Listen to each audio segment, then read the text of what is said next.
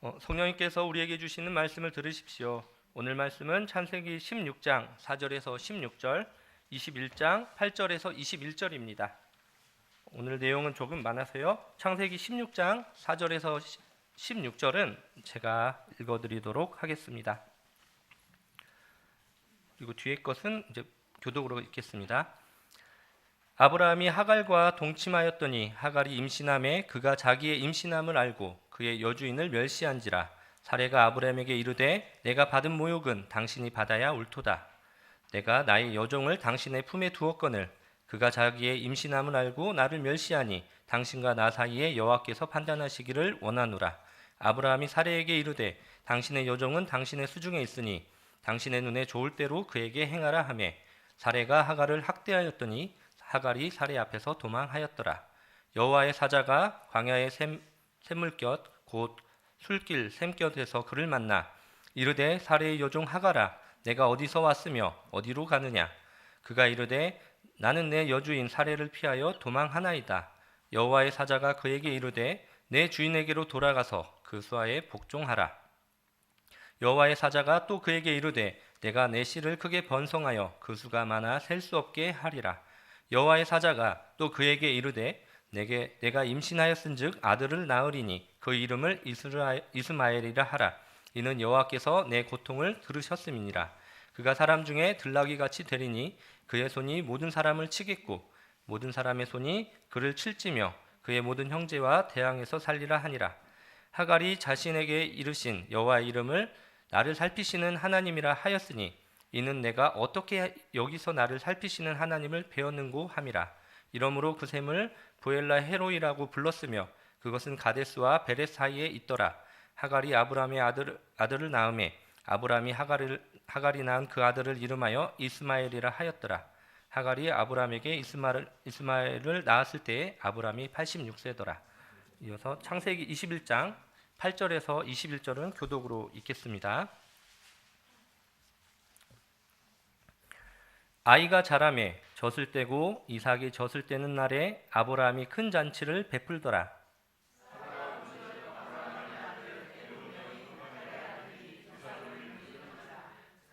그가 아브라함에게 이르되 이 여종과 그 아들을 내쫓으라. 이 종의 아들은 내 아들 이삭과 함께 기업을 얻지 못하리라 하므로.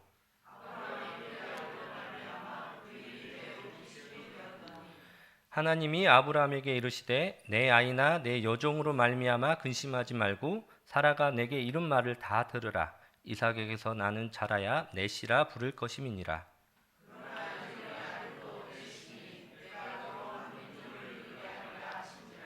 아브라함이 아침에 일찍 일어나 떡과 물 한 거죽 부대를 가져다가 하갈의 어깨에 메어주고 그 아이를 데리고 가게 하니 하갈이 나가서 브엘세바 광야에서 방황하더니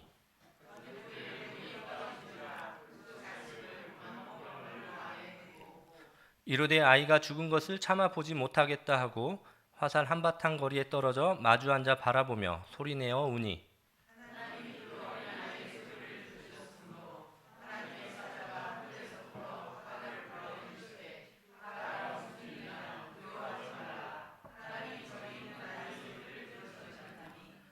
일어나 아이를 일으켜 내 손으로 붙들라. 그가 큰 민족을 이루게 하리라 하시니라.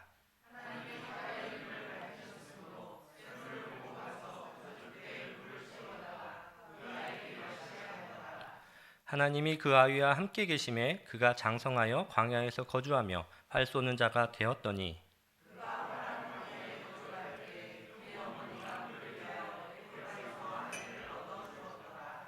아멘. 오늘은 정말 많은 분들이 오셔서 참 꽉 차니까 기분이 좋습니다. 오늘은 부활절 6째 주일이자 어버이 주일 그리고 5.18 민주화 운동 기념 주일입니다. 저에게는 이번 어버이 주일이 이전에와는 좀 다른 의미로 다가오고 있습니다. 작년 8월에 저의 첫 딸인 연우가 태어났는데요.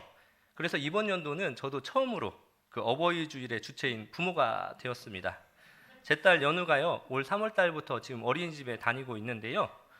그래서 이번 어버이날에 어린이집에서 이렇게 저랑 저희 성현주 집사에게 선물을 보내왔어요. 바로 이거예요. 이건데 이 꽃다발을 보내주셨습니다. 잘 보이실지 몰라서 제가 영상을 그 PPT를 하나 준비했어요. 한번 잠깐 보여주시겠어요? 여기 보면 이렇게 아기 얼굴을 넣어서 주셨고요. 그 옆에 하나 넘겨주시겠어요? 넘겨주시면 이렇게 문구를 이쁘게 올려주셨어요. 이렇게 엄마 아빠 사랑해요. 엄마 아빠 딸이라서 행복해요. 이렇게 문구를 붙여주셨습니다. 이걸 처음 받고 저는 이제 빵 터졌습니다. 제가 작년까지는 이제 아이가 없었기 때문에 전혀 알 수 없었던 그런 감동과 감정을 이제 아빠가 되어서 이렇게 처음 느껴보는 것 같습니다. 이어서 짧은 영상 하나 보도록 하겠습니다.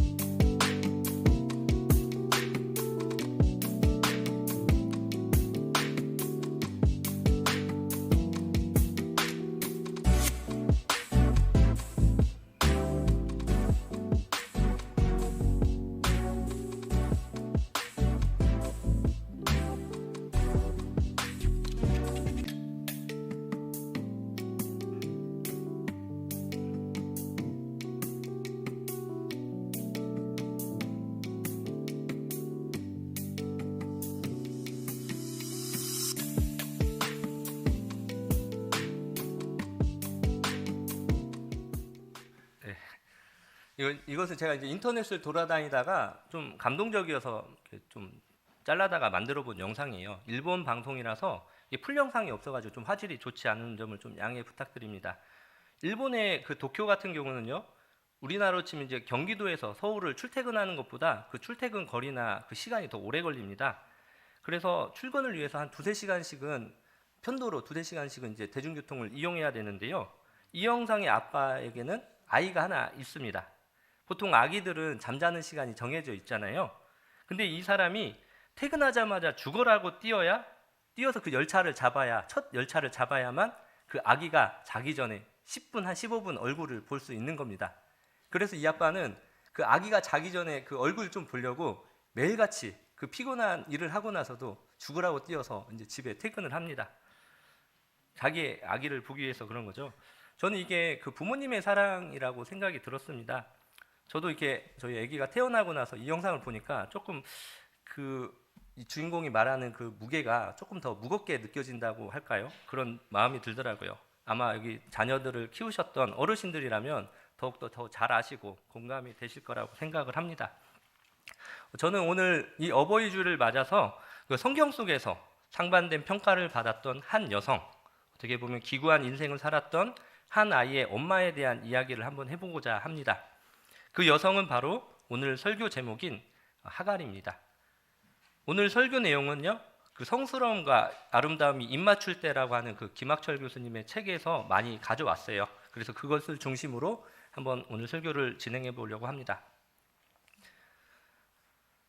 아브라함의 아내인 그 사라의 몸종, 그리고 아브라함의 첩, 그리고 이스마엘의 어머니로 기억되는 하갈에 대해서는 보통 두 가지 시선이 있습니다. 하나는 그를 부정적으로 간주하는 시선입니다.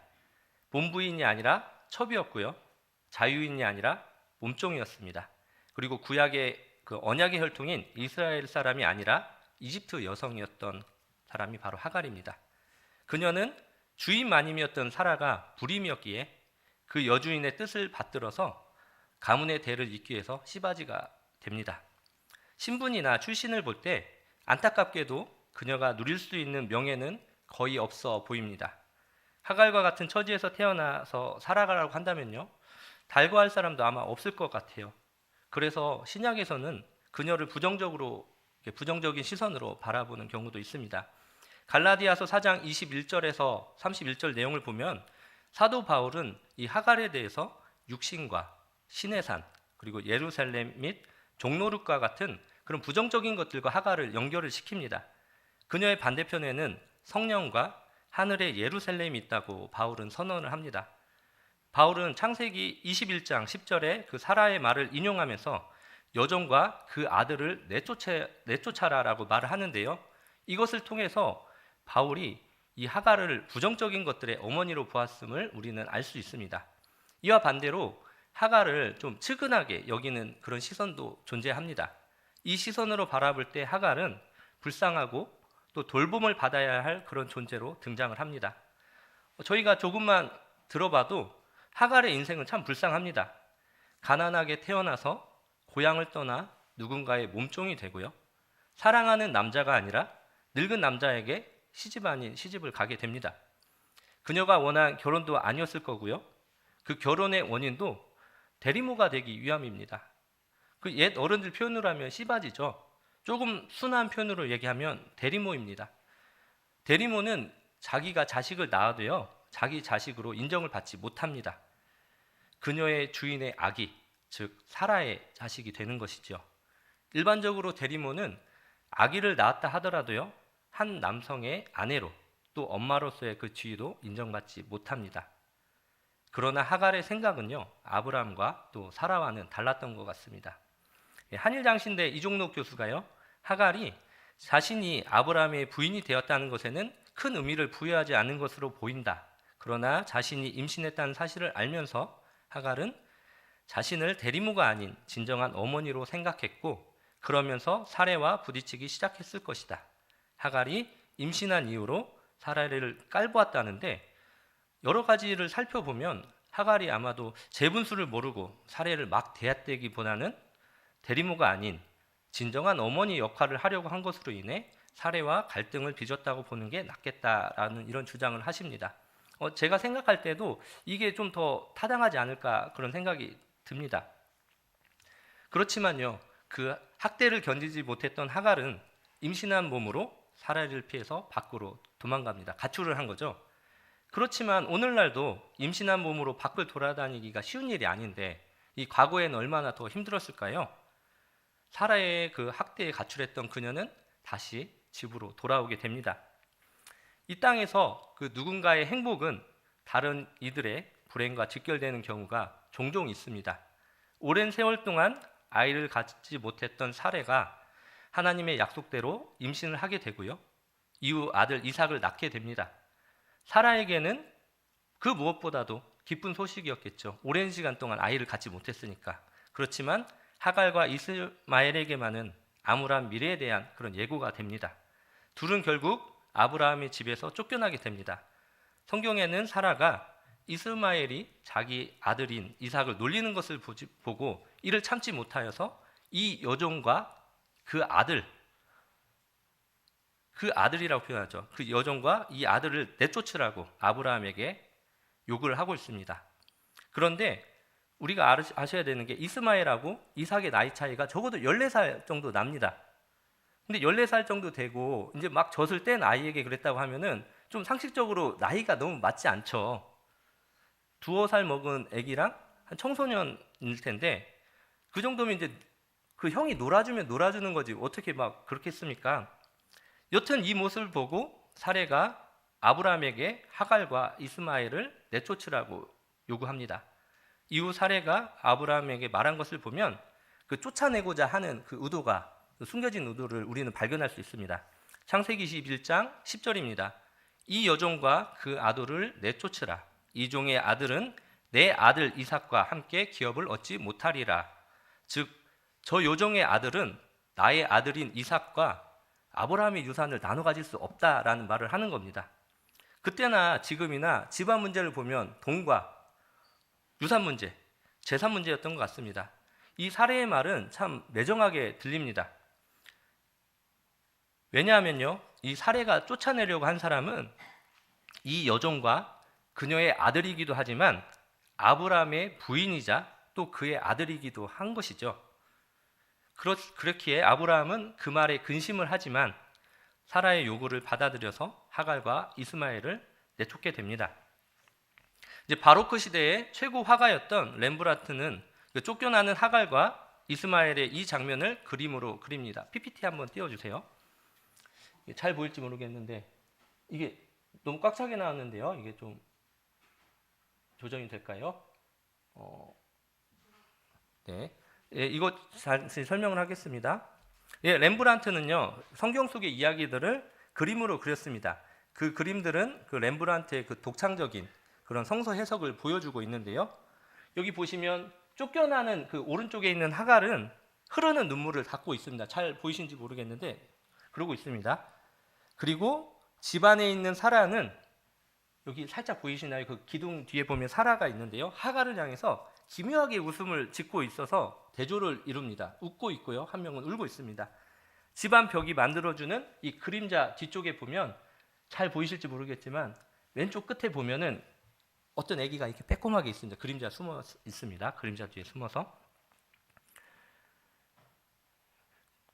집안 벽이 만들어진 그림자 속에 숨은 이삭과 그리고 내쫓기는 그 여기 보이시나요? 이스마엘이 있습니다. 근데 이 이스마엘은 보면요 집에서 쫓겨나는 것이 무엇인지도 모르는 그저 소풍을 가는 그런 아이처럼, 그런 아이의 뒷모습처럼 보입니다. 그리고 아브라함이 하갈에게 내어준 것이라고는 떡과 물 한 동이밖에 없습니다. 우리는 한번 아브라함의 위치가 어디 서 있는지 한번 잘 보셔야 될 것 같아요. 한가운데 서 있습니다. 하갈을 바라보고 있지만요 잡지도 못하고 내치지도 못하고 어정쩡하게 서 있지요. 그런데 그의 자세가 조금 흥미롭습니다. 자세히 보시면요 그 사레가 서 있는 쪽에 있는 아브라함의 오른손과 발이 살짝 더 위치가 높습니다. 하갈에 있는 것보다 조금씩 살짝 높아요. 살짝 이렇게 위에 있죠. 렘브란트는 이러한 구도를 통해서 하갈보다 그 사레가 아브라함의 마음속에 아주 조금 더 차지하고 있다는 것을 표현한 것입니다. 이 아주 조금의 차이가 이 두 여성의 운명을 가르게 된 것이죠. 오직 개만이, 개도 보이시나요? 왼쪽에 아래쪽에 개가 하나 있는데 이 개만이 멍멍이가 계단을 내려와 하갈과 이스마엘을 배웅하는 것처럼 보입니다. 개는 사라처럼 승리의 미소를 짓지도 않고요. 이삭처럼 숨지도 또 아브람처럼 우물쭈물하지도 않습니다.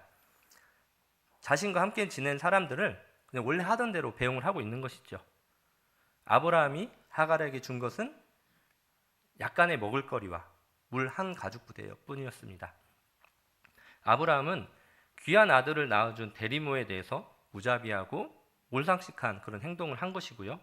말도 안 되는 그런 형편없는 보상을 한 그런 파렴치한 인물로 보이기까지 합니다. 그래서 광야로 쫓겨난 이 두 모자, 갈증과 두려움에 통곡하는 그 모자의 모습은 누가 봐도 가엾고 측은한 마음을 우리에게 불러일으킵니다. 그러나 하갈이 등장한 이야기를 천천히 한번 세밀하게 읽어보게 되면요, 불행한 운명의 여인이나 동정을 자아내는 여인, 이 두 시선 모두 하갈을 수동적인 인물로만 파악하고 있다는 것을 우리는 발견할 수 있습니다. 이 이야기 속에 등장하는 하갈은요, 매우 놀라운 방식으로 하나님을 만나고 또 그 만남에서 일어나게 되는 언약을 믿고 살아간, 어떻게 보면 아브라함과 이삭, 야곱과도 같은 사람이라는 것입니다. 하나님은 하갈을 그렇게 믿음의 조상들 가운데로 하나로 세우게 됩니다. 하갈이 그렇다고? 우리가 이런 생각이 드실 수도 있습니다. 하갈이 믿음의 조상으로 훌륭한 역할을 담당하고 있다는 사실은 우리가 이 성서 본문을 세밀하게 보고 또 마음을 열고 또 하갈의 이야기를 꼼꼼히 살펴보게 되면 우리는 발견할 수 있습니다. 다시 처음으로 돌아가서요. 임신 중에 사라로부터 학대를 당하자 하갈은 그 사례를 피해서 광야로 도망을 갑니다. 이때 하갈은 주님의 천사를 만나고 여주인에게 돌아가서 복종하고 살라는 말을 듣습니다. 그러나 주님의 천사가 하갈을 학대와 고통의 장소로 돌려보내려고만 한 것은 아니었습니다. 천사는 몸종으로 주인에게 복종하며 살라는 그런 억지 윤리는 하지 않았던 것이죠.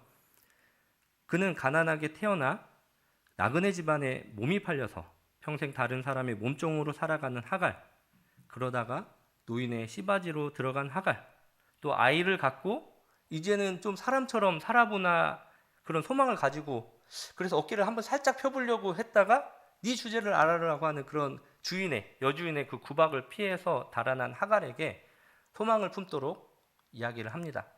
창세기 16장 10절입니다. 내가 내 씨를 크게 번성하여 그 수가 많아 셀 수 없게 하리라 라고 약속하신 겁니다. 주님의 천사는요, 하갈에게 많은 자손을 주겠다는 언약을 합니다. 이것은 과거에는 이게 가장 큰 축복이었어요. 자식을 많이 주겠다는 게 그 어떤 것보다도 가장 큰 축복의 의미를 가지고 있는 겁니다. 이것은 하나님이 하갈을 많은 사람들의 어머니가 되게 하시겠다는 것인데, 아브람을 아브라함으로, 그리고 사라가 되기 이전에, 그 계명하기 이전에 있었던 일이라는 게 좀 의미가 있습니다. 이것은요, 창세기 17장 20절과 이제 연결이 되는데요. 하나님은 아브람과 사라에게 이삭에 대해 이야기할 때, 이스마엘에 대하여 내가 그에게 복을 주어 그를 매우 크게 생육하고 번성하게 할지라. 그가 12두령을 낳으리니 내가 그를 큰 나라가 되게 하겠다고 말씀하시고, 그리고 이 약속은 창세기 25장에서 그대로 이루어집니다. 이걸 보게 되면 하갈은 사라보다도 더 사라라는 게 그 여왕, 왕후란 뜻이 있거든요. 그 얘기는 여러 민족의 어머니가 될 것을 사라보다도 먼저 하갈이 받았다는 것을 의미를 합니다. 또한 천사는 이 태어날 아기에게 이스마엘, 곧 하나님이 들으신다는 그런 뜻의 이름을 선사를 합니다. 천사는 그렇게 약속하는 이유를 말해줍니다. 16장 11절인데요. 하갈이 고통 가운데서 부르짖는 소리를 주님께서 들으셨기 때문이다. 이제 이 천사와 이 하갈이 만나는 장면은요, 익숙하게 보이지만 실상은 매우 놀라운 일입니다. 고통 가운데서 부르짖는 소리를 듣고 하나님이 주님의 천사를 보내신 첫 번째 사건입니다. 이게 처음이에요. 그리고 하갈이, 우리가 보통 수태고지라고 하죠. 아이를 잉태할 것이다 라고 하는 그 고지를 받은 것도 성서에서 하갈이 맨 처음입니다. 마리아가 천사를 통해서 예수님의 그 잉태를 알았듯이 하갈은 천사를 통해서 많은 자손을 약속받습니다. 이로써 하갈은 성서 전체에서 수많은 자손을 약속받은 어떻게 보면 최초의 여성이 되는 거지요. 하갈 이전에도 그 이후에도 수많은 자손을 약속받은 여인은 성서에 나오지 않습니다. 무엇보다 놀라운 것은 하갈이 하나님의 이름을 지었다는 것이죠. 하갈이 내가 여기에서 나를 보시는 하나님을 뵙고도 이렇게 겪은 일을 말할 수 있다니 하면서 자기에게 말씀해 주신 주님을 엘로이, 즉 보시는 하나님이라고 이름을 짓습니다. 그 얘기는요, 하갈이 하나님의 이름을 이렇게 붙인 거죠. 이에 대해서 하나님이 그녀를 꾸짖기보다는 그 이름을 받아들이십니다. 이것은 구약에서 매우 독특한 장면이라고 할 수 있는데요. 이름을 짓는 것, 또 그리고 이름을 붙인다는 것은 그 대상에 대해서 특별한 권리를 주장하는 그런 행동입니다. 주님의 천사는 태어날 아기의 이름을 이스마엘이라고 지으시면서 그의 앞날에 대해서 언약을 했는데, 이와 똑같이 하갈은 그녀에게 나타난 하나님의 이름을 지어서 하나님과의 그런 특별한 관계에 있고자 한 것이죠. 구약에서 이러한 예는 찾아보기가 어렵습니다. 많지 않죠. 나아가서 하갈은 그 족장들이 그랬듯이 하나님을 만난 그 셈의 이름을 부엘라 헤로이, 나를 보시는 살아계시는 분의 셈으로 이렇게 이름을 또 짓습니다. 그래서 그곳을 거룩한 곳으로 만들었는데, 이러한 행동 때문에 하갈을 최초의 신학자로 주장하는 그런 신학자들도 있습니다. 여튼 사라의 학대에 집을 나갔던 하갈은 주님의 천사의 명령에 따라서 다시 집으로, 즉 사라에게로 돌아옵니다. 그렇지만 이때 그녀는 언약에 근거한 믿음을 가지고 집으로 돌아오는 것이죠. 일단은 여주인의 몸종으로, 대리모로 이렇게 일단은 살아갈 수밖에 없습니다. 그렇지만 하갈은 사라도, 심지어 아브라함도 더는 자기의 운명의 주인으로 생각하지 않습니다. 그는 이제 사람의 몸종에서 하나님의 언약을 믿는 사람으로 거듭나 있게 되는 것이죠. 자기 몸으로 낳은 아이도 아브라함과 사라의 아이가 아니라 이제는 하갈의 아이가 되는 겁니다. 하갈과 이스마엘을 내쫓으라는 그 사라의 말에 아브라함은 괴로워했지만 하나님의 음성을 듣고 하갈과 이스마엘을 내보내기로 합니다. 우리는 이제 아브라함이 하갈과 이스마엘에게 준 그런 보잘것없는 먹을거리야 마실 물에 주목할 수도 있지만, 이 안의 내용들을 보게 되면은 정말 많은 내용들이 들어 있습니다. 그 사라가 내쫓았다, 그리고 아브라함이 내보내다라고 하는 그 단어를 보게 되면 다른 동사예요. 같은 의미가 아닌 겁니다. 이때 아브라함이 내보냈다라고 하는 것은 저도 이제 공부를 하다 보니까 알았는데 출애굽기에 나올 때 보면 파라오가 그 출애굽한 백성들을 내보낼 때 했던 단어랑 같은 겁니다. 그러니까 뭐 학대를 해서 그랬다는 의미보다 어떻게 보면 풀어주고 열어주는 그런 의미가 더 있겠죠.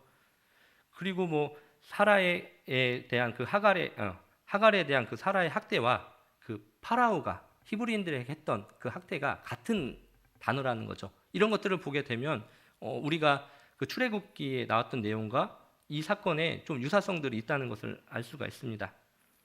여튼 히브리인들이 이집트에서 하나님의 부르심을 받고 탈출하여서 그 언약의 백성을 이뤘듯이 하갈의 후손들도 하나님의 부르심을 받고 또 이삭의 민족과는 다른 민족을 이루게 되는 것을 우리는 이렇게 알 수 있는 겁니다. 광야로 쫓겨나서 이제 기진맥진하여서 쓰러진 이들을 하나님이 찾아오셔서 격려를 하십니다. 예, 놀라운 것은 하나님이 첫 번째로 하갈을 찾아오셨을 때는 사레의 여종 하갈이라는 표현을 쓰셨거든요. 근데 이번엔 그냥 하갈이라고 이야기를 하십니다. 부르십니다. 그리고 하나님은 이들을 또 회복해 하시는데요. 하갈로 하여금 아이에게 먼저 물을 먹이게 하십니다. 여기서 우리가 주목해야 할 것은 하갈에 대해서 하나님이 그의 어머니라는 표현을 쓰신다는 거죠. 지금까지 그 이전까지 하갈은 이집트 여인이었고요. 사라의 몸종이었습니다. 그런데 이 하갈의 이야기가 마무리되는 시점이 되면서 그는 이스마엘의 어머니가 된 것이죠. 이처럼 하갈은 진정한 어머니가 되어 갑니다. 여기서 그림 마지막을 하나 더 보겠습니다. PPT 좀 띄워주세요.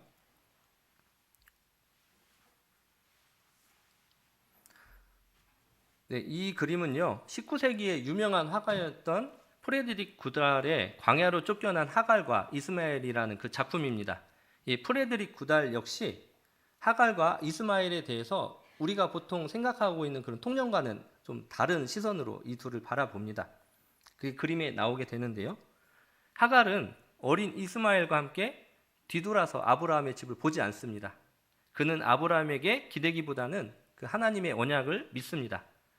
지금 비록 눈앞에 펼쳐진 것은 정처 없이 떠돌 수밖에 없는 그런 막막한 그런 광활한 그런 광야뿐이지만, 그리고 또 몸에 지닌 것이라고는 물 한 덩이와 또 떡 조금밖에 없는 거죠. 아이는 어리고 또 자신은 유린당하기 쉬운 그런 여성입니다. 그 과거에 형사취수라는 제도가 있었거든요. 그 풍습이 있었는데 남편이 죽으면 그 형제가 형수를 거두는 관습이었습니다. 그 얘기는 과거에 여성이 혼자 살기가 너무 힘들기 때문에 그 여성을 보호하려고 하는 의미에서 나온 것이죠. 그런데 하갈은 홀로 걸어갑니다. 그 그림 보시면 불끈진 오른손은 하나님을 향한 그의 믿음과 의지를 보여줍니다. 하갈은 물동이를 어깨에 이고 자신이 내딛는 발걸음이 결코 죽음의 길로 가는 것이 아님을 확신하고 있는 것처럼 보입니다. 비록 떠나는 길에 굶주림과 지독한 갈증이 기다리고 있다고 해도 그녀는 하나님의 돌보심을 믿고 있는 것이죠. 그리고 그의 아들 이스마엘도 엄마에게 어리광을 피우지 않습니다. 이 아이는요, 이 빵 가방을 야무지게 들고 의젓하게 제 몫의 일을 하려고 합니다. 그리고 그 아이는 엄마를 바라보고 있습니다. 이 아이는 아마도 그 엄마의 그 의연한 태도, 그런 믿음을 그 몸으로 아마 느끼고 배우게 될 겁니다. 창세기 16장에서 천사는 그 아이를 들나귀 같이 된다고 했는데 그는 유목 생활을 하고 그 활을 쏘는 그런 강인한 족속들이었죠. 즉 아랍 민족의 선조가 됩니다. 아랍 사람들은요 이스마엘을 자신의 선조로 여겨요. 그리고 그들의 경전인 꾸란에서는 이삭이 아닌 이스마엘을 진정한 장자로 자기네들은 또 해석을 합니다. 이게 또 재미있는 해석인데 그들은 또 그렇게 본다고 합니다. 이제 말씀을 정리하겠습니다. 오늘 말씀은 우리에게 좀 교훈을 주는데요. 첫 번째로 하갈을 부정적이고 불쌍한 인물이 아니라는 것으로 볼 수 있다는 것입니다. 우리는 이전까지 하갈을 부정적으로 보거나 아니면 시대적 한계에 갇힌 불쌍한 여성으로만 보아왔습니다. 그러나 하갈은 하나님께 수태고지를 받은 최초의 인물이자 여러 민족의 어머니가 될 것이다 라고 하는 예언을 받은 인물이 됩니다. 비록 그의 개인사는요 빛나지도 밝지도 않습니다. 이방인 노예 출신의 시바지, 거기에 여주인과 남편에게 빈털터리로 광야로 쫓겨나기까지 합니다. 누가 봐도 불쌍한 인생이지요. 이런 사람들이 자포자기 하더라도 누가 하나 뭐라고 할 수 없습니다. 돌을 던질 수가 없지만 그녀는 주저앉지 않습니다. 프레드릭 이 구달의 그림처럼 그녀는 하나님에 대한 믿음을 굳게 쥐고 진취적으로 나아갑니다. 우리는 그녀의 행동을 통해서 믿음은 동정을 자아내는 그런 불행과 고통에서 위로를 얻으려는 그런 소극적인 태도가 아니라는 것을 우리는 깨닫게 됩니다. 사랑하는 독립문교회 여러분, 믿음은 하나님의 언약을 믿고 굳게 움켜쥔 그 손 안에 있습니다. 그렇게 쥔 손을 하나님은 잊지 않으셨다고 오늘 말씀을 통해서 우리에게 일러주고 계십니다. 그리고 저는 그녀가 이 하갈이 이 극한의 상황에서 믿음을 가지고 묵묵하게 전진할 수 있었던 원동력은 그 사랑하는 아들 이스마엘이 있었기 때문이 아닐까라는 그런 생각을 해봅니다. 오늘을 살아가는 우리는요, 하갈의 모습을 한 수많은 부모님들을 봅니다. 세상의 수많은 엄마, 아빠들이 슈퍼맨이자 원더우먼이 되어서 그들의 자녀를 위해 최선을 다해서 살아갑니다. 그리고 그 모습을 지켜보며 성장하는 아이는 그 엄마 아빠를 닮아가서 훌륭한 어른으로 성장할 것입니다. 저도 오늘 이렇게 이 설교를 준비하면서 저희 부모님이 좀 생각이 나더라고요. 제가 원래 그렇게 싹싹한 아들이 아니어가지고 제가 뭐 예전에는 이렇게 한두 달에 한 번 전화도 잘 안 했어요. 특히 뭐 이렇게 노량진에서 뭐 고시 공부하고 이럴 때는 전화 와도 막 짜증내고 왜 그러냐고 그랬던 아들입니다. 근데 요즘에는 제가 일주일에 한두 번은 전화를 드리는 것 같아요. 그만큼 제가 나이 이렇게 생각을 하는 거 보면 내가 나이를 먹었구나 라는 생각도 들면서 우리 부모님은 더 많이 드셨구나, 그만큼 엄청 드셨구나 라는 생각이 듭니다. 자식에 대한 사랑, 또 그리고 부모님에 대한 사랑 뭐 이런 것들을 생각하다 보면 하나님께서 자녀된 우리를 어떻게 생각하실까라는 그런 생각도 들게 됩니다. 가족의 달 5월 어린이 주일과 또 어버이날을 맞아서 우리 육신의 부모님들 그리고 자녀들 또 영원한 부모 되신 하나님을 묵상하시는 그런 시간이 되었으면 좋겠습니다. 잠시 기도하겠습니다.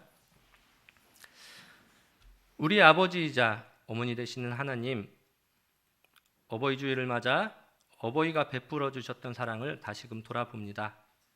누구에게나 어린 시절이 있고 그때 약한 나를 지켜주고 보호해 주셨던 분이 부모님임을 고백합니다. 부모와 자녀의 그 천륜을 맺게 해주신 주님의 무한하신 사랑을 감사드립니다. 주님, 익숙한 것은 쉽게 잊고 사는 것처럼 부모님의 사랑, 하나님의 극진하신 사랑을 우리는 너무도 쉽게 잊어버리고 살아감을 시인합니다. 우리의 무심함과 배려 없음을 용서해 주시옵소서. 하갈을 축복하신 주님, 부정하고 불쌍한 존재였던 하갈을 주님께서는 축복해 주시고 귀한 존재로 세워 주셨습니다. 하갈에게 허락하셨던 굳은 믿음을 저희에게도 허락하시어 주님의 귀한 자녀, 주님의 백성이 되게 하옵소서. 고통 가운데 고통 중에 부르짖는 소리를 들으시는 주님, 주님의 세밀하신 귀는 강한 자들에게만 열려 있는 것이 아니라 천하고 약하고 세상에서 소외받는 이들에게도 열려 있음을 고백합니다. 가장 낮고 취약한 곳에 있는 이들의 소리를 들으시어 그들의 간구를 들어 주시옵소서.